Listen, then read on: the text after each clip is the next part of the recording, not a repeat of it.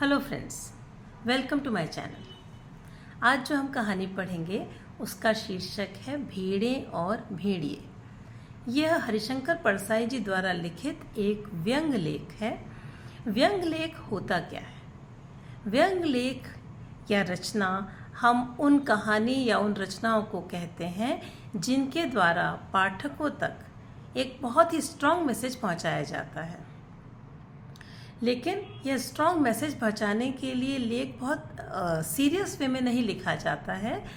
On the contrary ये बहुत ही lighter mode में लिखा जाता है। ये लेख बहुत ही सहजता से, बहुत ही सरल फॉर्म में, सटल फॉर्म में और थोड़ा लाइटर मोड में हंसाते हुए, गुदगुदाते हुए एक बहुत स्ट्रॉन्ग मैसेज को पाठकों तक पहुंचा देते हैं। जनरली ये लेख या रचनाएं समाज में फैली हुई बुराइयों और कुरीतियों को विषय बनाकर लिखे जाते हैं। कहानी भेड़े और भेड़िया भी एक इसी प्रकार का व्यंग लेख है जो समाज के लोकतांत्रिक ढांचे पर एक कटाक्ष है। लोकतांत्रिक ढांचा अर्थात डेमोक्रेटिक जो सिस्टम है, डेमोक्रेटिक सोसाइटी जो है, उस पर एक कटाक्ष है। यह कहानी प्रतीकात्मक शैली में लिखी हुई कहानी है, इसीलिए इसमें पात्र जो हैं वो भेड़े हैं, भेड़िए हैं और कुछ सियार हैं, जो कि हमारे समाज के विभिन्न वर्गों का, समाज में के अलग अलग लोगों को रिप्रेजेंट कर। भेड़े जो है वो भोली भाली जनता का प्रतीक है और भेड़िए वो भ्रष्ट राजनेता हैं जो छद्मवेशी होते हैं, जो अपनी चिकनी चुपड़ी बातों से भोली भाली जनता को मूर्ख बनाते हैं। सियार जो हैं वो भ्रष्ट राजनेताओं के आसपास घूमने वाले वे लोग हैं जो कवि, पत्रकार या धर्मगुरु हो सकते हैं, लेकिन वे अपने इस प्रोफेशन के साथ साथ इन छद्मवेशी राजनेताओं का साथ देते हैं। इसमें उनका अपना स्वार्थ छिपा रहता है।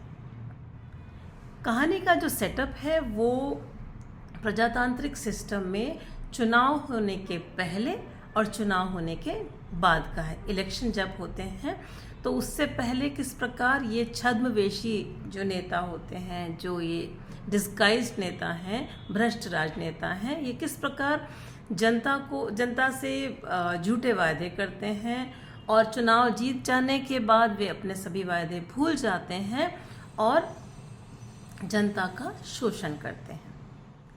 इस कहानी द्वारा लेखक हमें यह संदेश देना चाहते हैं कि जनता इन छद्मवेशी नेताओं से, इन डिस्गाइज्ड नेता होते हैं, जो होते कुछ हैं और दिखते कुछ हैं, इनसे बचें, इनसे सावधान रहें। अपना प्रतिनिधि, अपना रिप्रेजेंटेटिव चुनने से पहले बहुत सतर्क रहें, क्योंकि एक बार आपने अपना रिप्रेजेंटेटिव चुन लिया, अपना नेता चुन लिया, तो आने वाले कुछ वर्षों तक आपको उन्हीं के द्वारा बनाए गए नियमों का पालन करना पड़ेगा। इसलिए जनता की रिस्पॉन्सिबिलिटी है कि वो अपने नेताओं को चुनने से पहले समझदारी से काम ले। आइए कहानी पढ़ते हैं।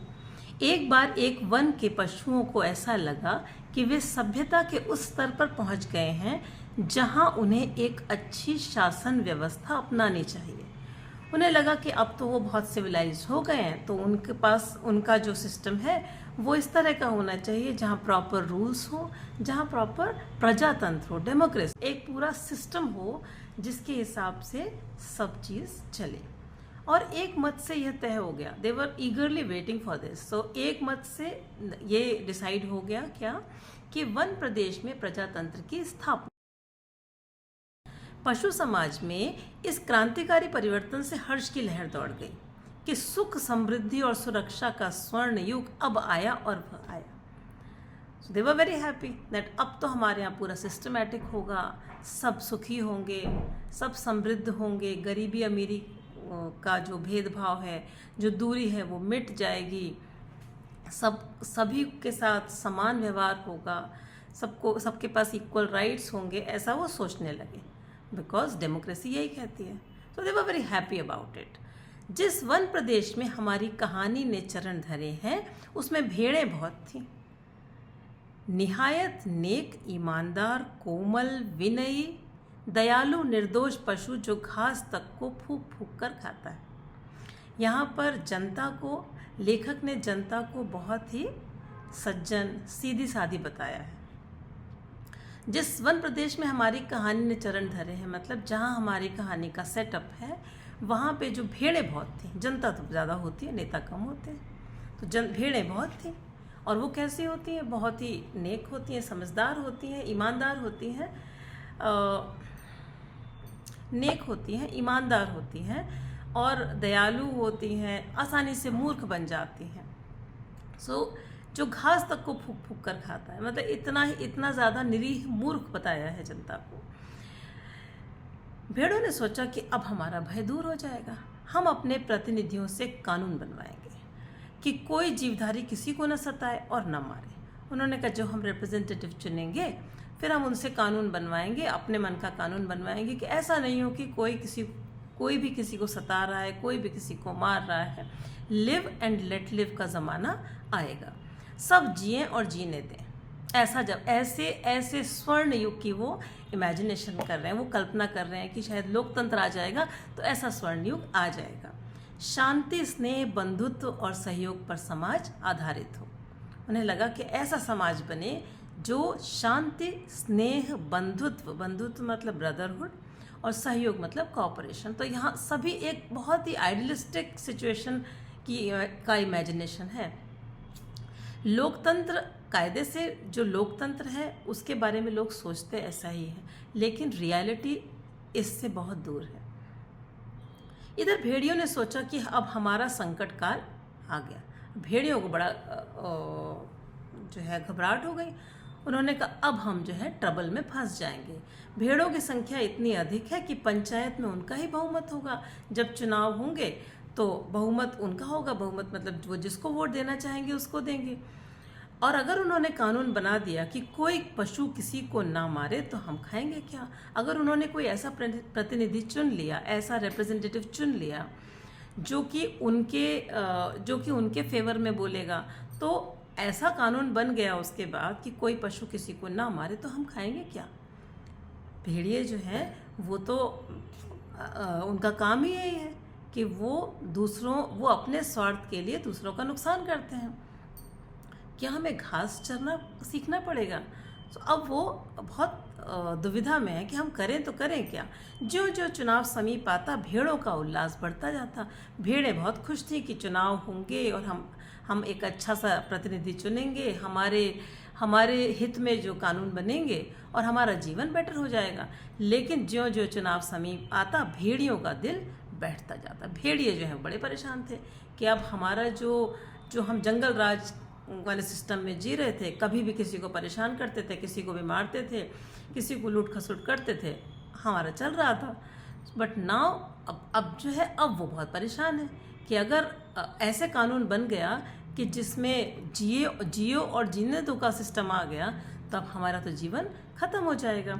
एक दिन बूढ़े सियार ने भेड़िए से कहा, मालिक आजकल आप बड़े उदास रहते हैं। सियार अर्थात जिकाल वो जानवर है जो भेड़ियों के, शेरों के आसपास घूमते हैं। जब ये बड़े वाले जानवर अपना शिकार खा लेते हैं तो बचा खुचा जो होता है वो इन सियारों को मिल जाता है। इसलिए ये भेड़ियों के आसपास घूमते हैं, उनके चापलूसी करते हैं, उनकी हाँ में हाँ मिलाते हैं, क्योंकि उसमें उनका स्वार्थ छुपा होता है। तो उसने कहा कि मालिक आजकल आप बड़े उदास रहते हैं। हर भेड़िए के आसपास 2-4 सियार रहते ही हैं। यहाँ लेखक समझा रहे हैं कि कैसे रिलेट कर रहे हैं। जब भेड़िया अपना शिकार खा लेता है तब ये सियार हड्डियों में लगे मांस को कुतर कर खा लेते हैं और हड्डियाँ चूसते रहते हैं, मतलब जो बचा खुचा होता है। ये भेड़िए के आसपास दुम हिलाते रहते हैं, मतलब उनकी ही हाँ में हाँ मिलाते रहते हैं। आप उनकी सेवा करते हैं और मौके बेमौके हुआ चिल्लाकर उनकी जय भी बोलते हैं और उनके जय जयकार भी करते हैं। इन टोटल वो उनकी चापलूसी करते हैं, उनके फ्लैटरर हैं। और बूढ़े सियार ने बड़ी गंभीरता से पूछा, महाराज आपके मुखचंद्र पर चिंता के मेघ क्यों छाए हुए हैं? सी द लैंग्वेज, वो जिस भाषा में वो भेड़िए से बात कर रहे हैं, इतनी ज़्यादा फ्लैटरी वाली भाषा है क्योंकि वो चापलूस हैं, वो उन पर डिपेंडेंट हैं। खैर, भेड़िए ने कहा, तुझे क्या मालूम नहीं है कि वन प्रदेश में नई सरकार बनने वाली है? हमारा राज तो अब गया। सियार ने दांत निपोर कर कहा, हम क्या जाने महाराज, हमारे तो आप ही माई बाप हैं। वो टिपिकल जो चापलूस है वो उस तरह से कहता है, हम तो जानते नहीं, हमें तो किसी और सरकार से कुछ लेना देना नहीं, क्योंकि हमारे तो आप ही माई बाप हैं। You are everything for us. हम तो कोई और सरकार नहीं जानते, हम आपका दिया खाते हैं और आपके गुण गाते हैं। आप जो देते हैं वो खाते हैं, आपके साथ जो हमें मिल जाता है हम उसमें खुश रहते हैं और आपके गुणगान करते हैं। आप ही हमारे राजा हैं। भेड़िए ने कहा, मगर अब ऐसा समय अब समय ऐसा आ रहा है कि सूखी हड्डियां भी चबाने को नहीं मिलेंगी। But now he says, now time is changing. अब तो चुनाव होने वाले हैं और अब अगर जनता ने, भेड़ों ने अपना राजनेता कोई ऐसा चुन लिया जो उनके पक्ष में बोलेगा, तो हमें तो कुछ भी नहीं मिलेगा, हमें तो हड्डियां तक चबाने को तुमको नहीं मिलने वाली हैं। सियार सब जानता था, मगर जानकर भी ना जाने का नाटक करना ना आता तो सियार शेर ना हो गया होता।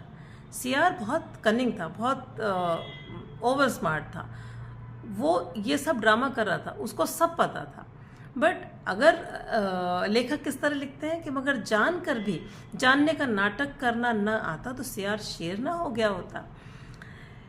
आखिर भेड़िए ने वन प्रदेश की पंचायत के चुनाव की बात बूढ़े सियार को समझाई। अब उन्होंने सारी बात बताई कि जंगल में चुनाव होने वाले हैं, और बड़े गिरे मन से कहा, चुनाव अब पास आता जा रहा है, अब यहाँ से भागने के सिवा कोई चारा नहीं, पर जाए तो जाए कहाँ।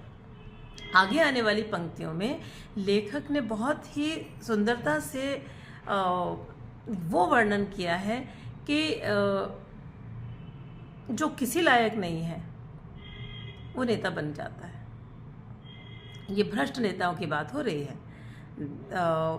कुछ गिने चुने बहुत अच्छे नेता भी होते हैं, कुछ गिने चुने बहुत ईमानदार नेता भी होते हैं, लेकिन यहाँ सारी बात जो कहानी की हो रही है, लोकतंत्र में ऐसे नेताओं के ऊपर कटाक्ष है जो भ्रष्ट होते हैं, जो जनता का भला नहीं सोचते हैं, वो सिर्फ स्वार्थ सिद्धि के लिए नेता बनते हैं। सियार ने कहा, मालिक सर्कस में भर्ती हो जाइए। तो he is giving him option कि आप कुछ और काम कर सकते हैं। उसने कहा, अच्छा यहाँ आप काम नहीं कर सकते तो कोई बात नहीं, आप सर्कस में भर्ती हो जाइए, सर्कस में जानवर होते हैं। तो भेड़िए ने कहा, अरे वहाँ भी शेर और रीछ को लेते हैं, वहाँ तो भालू होता है और शेर होता है। कभी देखा है कि भेड़िया जो है वो सर्कस में होता है? पर हम तो इतने बदनाम हैं कि हमें वहाँ कोई पूछता ही नहीं है। हम तो इतने बदनाम हैं कि हमें वहाँ भी कोई नहीं लेगा। हम वहाँ पे हम किसी काम के नहीं हैं वहाँ के। तो सियार ने खूब सोचकर कहा, अजायब घर में चले जाइए, अजायब घर इस म्यूज़ियम में चले जाइए। कभी कभी अजायब घर यहाँ पर जिस तरह यूज़ किया है वो लगता है कि चिड़ियाघर की बात कर रहे हैं, जहाँ पे जानवर रखे जाते हैं। भेड़िए ने कहा, अरे वहाँ भी जगह नहीं है, सुना है वहाँ तो आदमी रखे जाने लगे हैं। सी द काइंड ऑफ यहाँ पर किस तरह का व्यंग किया गया है कि अब तो आदमी भी जो हैं, जो अच्छे इंसान हैं, वो भी कहाँ दिखाई देते हैं? अजायब घर में दिखाई देते हैं। बूढ़ा सियार अब ध्यान मग्न हो गया ना।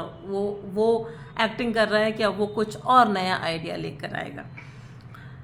उसने एक आंख बंद की, नीचे के होठ को ऊपर के दांत से दबाया। This all shows that he is a cunning kind of, और एक टक आकाश की ओर देखने लगा।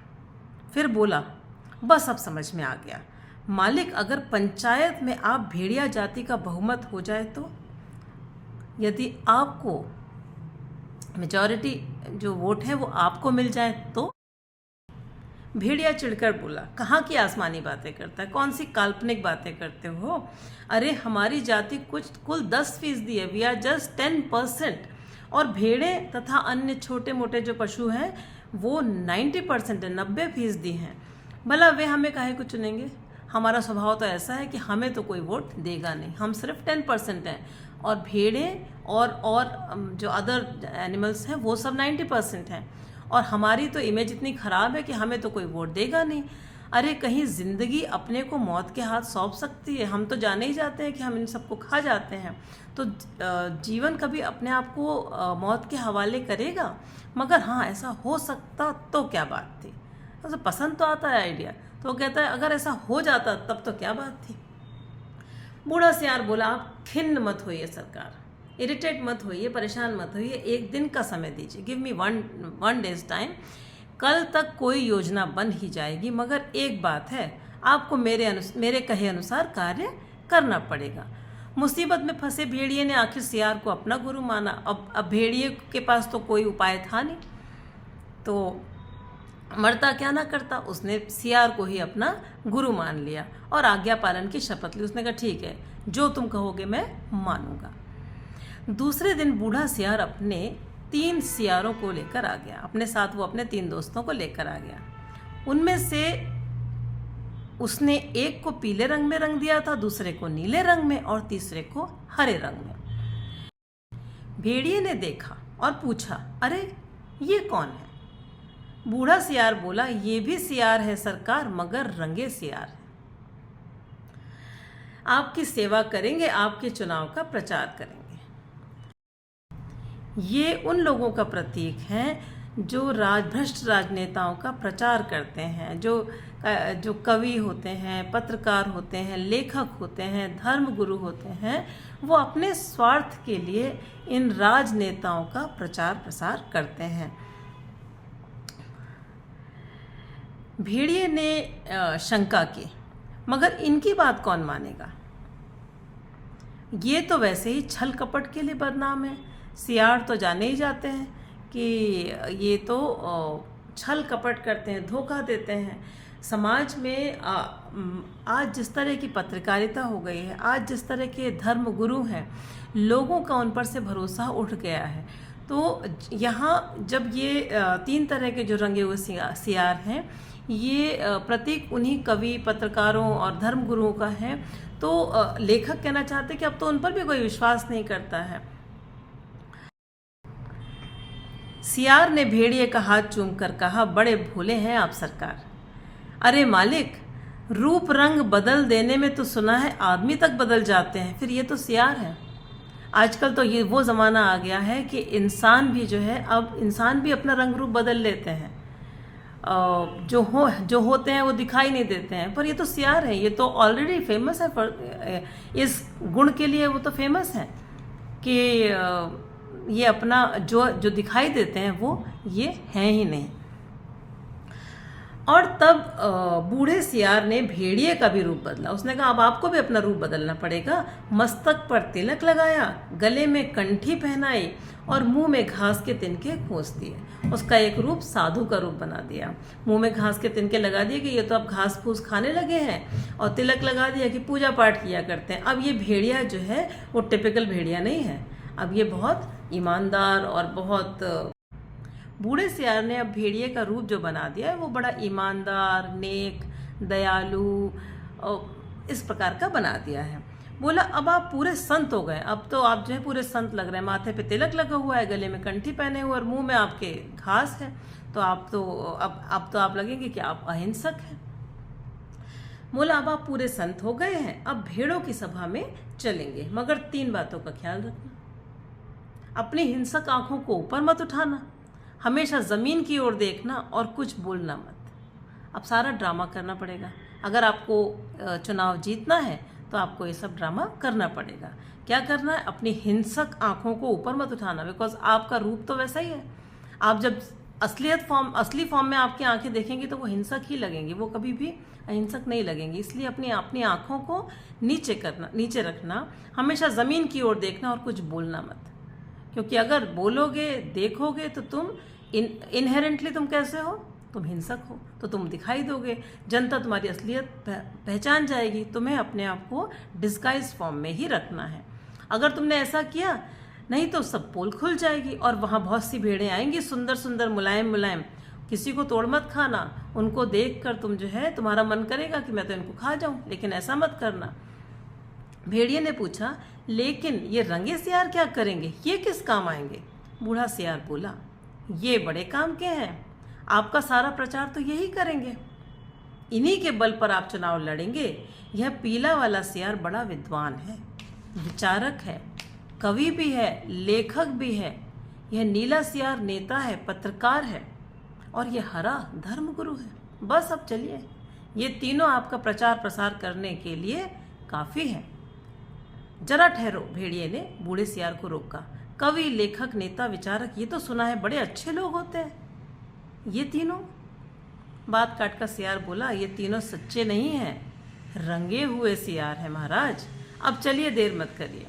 अगर जो सच्चे होते हैं तो कवि भी अच्छे होते हैं, पत्रकार भी अच्छे होते हैं, और धर्मगुरु भी अच्छे हो सकते हैं।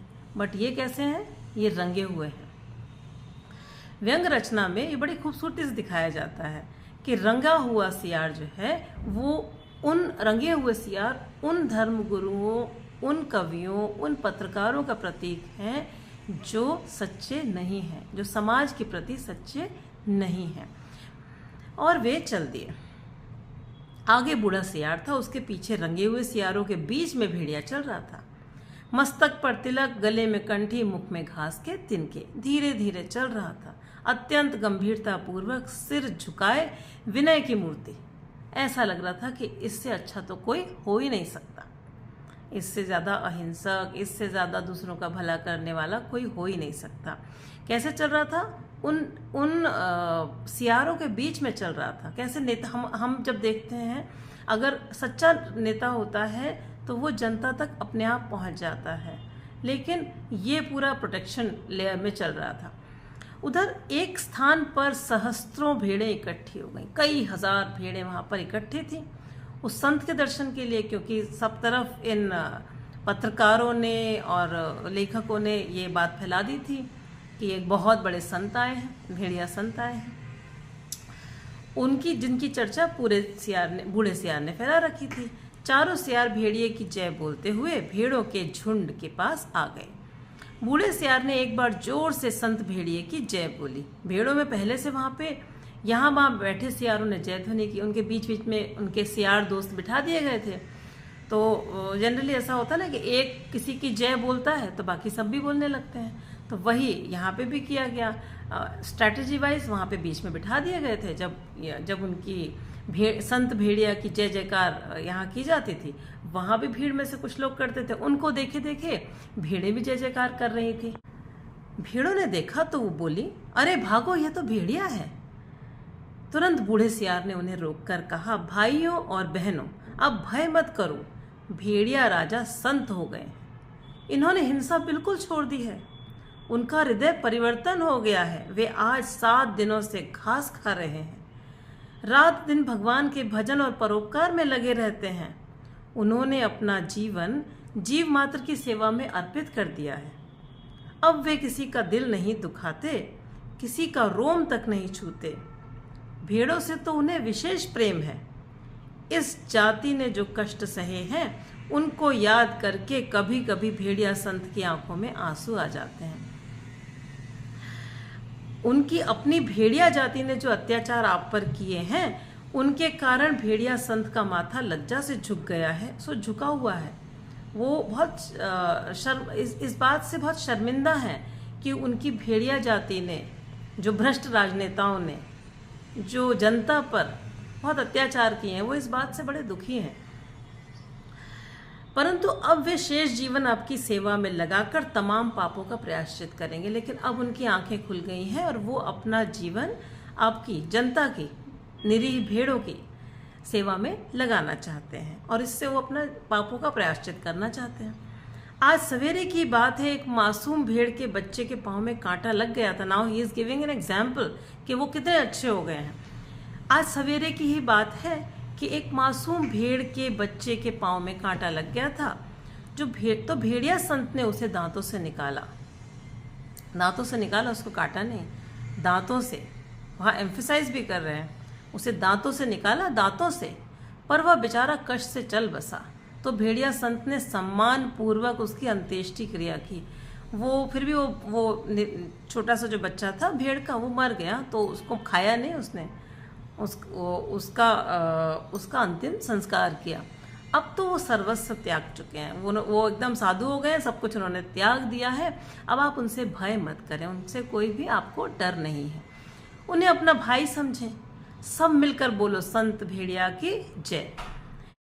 भेड़िया जी अभी तक उसी तरह गर्दन डाले विनय की मूर्ति बने, बड़े हम्बल बने हुए बैठे हुए थे। बीच में कभी कभी सामने की ओर इकट्ठी भेड़ों को देख लेते थे, आदत से मजबूर थे और टपकती हुई लार को गुटक जाते थे। मन में तो आता था कि खा जाए, लेकिन फिर उनको याद आता था कि सियार के कहे अनुसार चलेंगे तभी हम चुनाव जीत पाएंगे। बूढ़ा सियार फिर बोला, भाइयों और बहनों, मैं भेड़िया संत से अपने मुखार विंद से आपको प्रेम और दया का संदेश देने की प्रार्थना करता, पर प्रेमवश उनका हृदय भर आया है और वे गदगद हो गए हैं और भावातिरेक से उनका कंठ अवरुद्ध हो गया है। मेरी इच्छा तो थी कि मैं आपके भावी नेता हैं, जो आपके फ्यूचर नेता हैं, उनसे कहता कि वो आपसे कुछ दो शब्द कहते, लेकिन वो इतने प्रेम और दया का वे आपके प्रति इतना प्रेम और दया की भावना रखते हैं और इस वजह से उनका गला एकदम अवरुद्ध हो गया है। वो कुछ बोलने की कंडीशन में नहीं है, वे बोल नहीं सकते। अब आप इन तीनों रंगीन प्राणियों को देखिए। थोड़ा ध्यान बटाता है कि लोगों को लगता है ना कि नेता बोल क्यों नहीं रहे, कुछ तो बोलना चाहिए। तो वो कहता है कि नहीं, ही इज़ वेरी इमोशनल, तो वो कुछ नहीं बोलेंगे। वो आपके प्रति हुए इतने अत्याचार से वो इतने इमोशनल हैं कि वो कुछ नहीं बोल सकते। उनका ध्यान बटाने के लिए कहता है, अब आप इन तीन रंगीन प्राणियों को देखिए। ये तीन जो रंगे सियार हैं, इनको देखिए। आप इन्हें पहचान न पाए होंगे, पहचानेंगे भी कैसे? ये इस लोक के जीव हैं ही नहीं। जनता को किस प्रकार भ्रष्ट राजनेता मूर्ख बनाते हैं, उसका एक वेरी क्लियर एग्जाम्पल यहाँ है। पहचाने भी कैसे? इस लोक के जीव नहीं है। जो नहीं समझ में आए वो इस लोक के नहीं है और जनता मूर्ख बन जाती है। ये तो स्वर्ग के देवता हैं जो हमें सदुपदेश देने के लिए पृथ्वी पर उतरे हैं। ये पीले विचारक हैं, कवि हैं, लेखक हैं, नीले नेता हैं और स्वर्ग के पत्रकार हैं, और हरे वाले तो धर्मगुरु हैं। आप लोगों ने बहुत बार सुना होगा कि भोली भाली जनता ऐसे धर्मगुरुओं के चक्कर में फंस जाती है और कई बार बहुत कुछ अपना नुकसान कर लेती है। अब कविराज आपको स्वर्ग संगीत सुनाएंगे। हाँ कवि जी, पीले सियार को तो हुआ करने के अलावा कुछ आता नहीं था। अंदर से तो वो रियली सियार था, ऊपर से वो ड्रामा कर रहे थे कि वो तो जो है स्वर्ग संगीत सुना सकते हैं। शेष सियार भी हुआ करने लगे। सियार का काल का एक कैरेक्टरिस्टिक होता है कि एक अगर हुआ बोलेगा तो बाकी जितने आसपास होते हैं सब उस सियारों की बोली बोलने लगते हैं। हुआ एक ने चिल्ला दिया तो बाकी सियार भी हुआ बोलने लगे। बूढ़े सियार ने आंख के इशारे से शेष सियारों को मना किया और चतुराई से बात को यूं कहकर संभाला कि भाई कवि जी तो कोरस में गीत गाते हैं, पर कुछ समझे आप लोगों को कुछ समझ में आया? कैसे समझ सकते हैं? अरे कवि की बात सबकी समझ में कैसे आ जाए तो फिर कवि कैसा? आम आदमी की समझ में तो कवि की बात आती ही नहीं है। कह रहे हैं, मैं समझाता हूँ। सियार कहता है कि मैं आपको समझाता हूँ कि कवि जी ने क्या हुआ करके क्या कहा। तो वो कहते हैं कि जैसे स्वर्ग में परमात्मा, वैसे ही पृथ्वी पर ये भेड़िया संत हैं। हे भेड़िया जी महान, आप सर्वत्र व्याप्त हैं, सर्वशक्तिमान हैं। प्रातः आपके मस्तक पर तिलक करती है और सांझ को उषा आपका मुख चूमती है। उनका इतना ब्यूटीफुल वर्णन दिया है कि आपसे बढ़कर कोई नहीं है। जब सवेरा होता है तो वो आपके माथे पर जो तिलक है वो तिलक की तरह चमचमाता है, और जब शाम जो है वो आपकी उषा जो है वो आपका मुख चूमती है। पवन आप पर पंखा है और रात्रि में आपकी ही ज्योति, आप इतने स्ट्रांग हैं, आप इतने पावरफुल हैं, आपकी ज्योति लक्ष लक्ष खंड होकर आकाश में तारे बनकर चमकती है। हे विराट, आपके चरणों में इस शूद्र का प्रणाम है। तारीफ एक होती है नॉर्मल तारीफ, और ये एक्स्ट्रा ओवर फ्लैटरिंग का जो है वो रूप है। फिर नीले रंग के सियार ने कहा, निर्बलों की रक्षा बलवान ही कर सकते हैं। भेड़ें कोमल हैं, निर्बल हैं, अपनी रक्षा नहीं कर सकती। भेड़िए बलवान हैं, इसलिए उनके हाथ में अपने हितों को छोड़ दो, निश्चिंत हो जाओ। वो भेड़िए के लिए प्रचार कर रहे हैं। कैसे कि जनता तो बहुत निरीह है, जनता तो अपनी बात नहीं कह सकती है, जनता बहुत स्ट्रांग नहीं है, तो उसके लिए उन्हें एक ऐसा नेता चाहिए जो बहुत स्ट्रांग हो। तो वो जनता से कहते हैं, भेड़ों से कहते हैं कि तुम अपनी जो जितना कंट्रोल है, कमांड है, सब भेड़िए के हाथ में दे दो एंड देन लिव हैप्पीली। वे तुम्हारे भाई हैं, आप एक ही तो जाति के हो, तुम भेड़ हो, वो भेड़िया है, ज़्यादा दूरी नहीं है। भेड़ और भेड़िया कितना कम अंतर है। और बेचारा भेड़िया व्यर्थ ही बदनाम कर दिया है कि वह भेड़ों को खाता है। वो तो खाता ही नहीं है, वो तो आपका ही भाई है। अरे खाते और हैं, और दूसरे जानवर जो हैं वो खा लेते हैं, हड्डियाँ उनके द्वार पर फेंक जाते हैं। मतलब मूर्ख बनाने की चरम सीमा चल रही है कि खाते तो और जानवर हैं, और जो मांसाहारी जानवर हैं वो खाते हैं, और इनको बदनाम करने के लिए इनके दरवाजे पर हड्डियां फेंक जाते हैं, और लोग समझते हैं कि यही है जो भेड़ों को खा जाते हैं। वे व्यर्थ बदनाम होते हैं, बेकार में बदनाम ये किए जाते हैं। तुम लोग तो पंचायत में बोल नहीं पाओगे, तुम्हारे अंदर तो उस तरह की ताकत नहीं है, तुम्हारे पास वाणी की जो ताकत नहीं है। भेड़िए लेकिन बलवान है, यदि तुम पर कोई अन्याय होगा तो ये डटकर लड़ेंगे। इसलिए अपने हित की रक्षा के लिए भेड़ियों को चुनकर पंचायत में भेजो, बोलो संत भेड़िया की जगह। तो इन्होंने भी जो है उनका प्रचार करते हुए कहा कि इनसे बढ़कर तुम्हारे लिए कोई नहीं है, तो अपने हितों की रक्षा के लिए इन्हीं को नेता चुनो, और यही तुम्हें अन्याय से बचा कर रखेंगे। फिर आई बारी हरे वाले सियार की। वो कौन थे? वो थे धर्मगुरु थे। ऐसे धर्मगुरु जो राजनेताओं के लिए, भ्रष्ट राजनेताओं के लिए प्रचार प्रसार करते हैं। उन्होंने उपदेश दिया। उनके उपदेश किसके लिए होते हैं? इन भ्रष्ट राजनेताओं के लिए होते हैं। उन्होंने कहा जो यहाँ त्याग करेगा वह उस लोक में पाएगा, जो यहाँ दुख भोगेगा वो वहाँ सुख पाएगा, जो यहाँ राजा बनाएगा वह वहाँ राजा बनेगा, जो यहाँ वोट देगा वो वहाँ वोट पाएगा।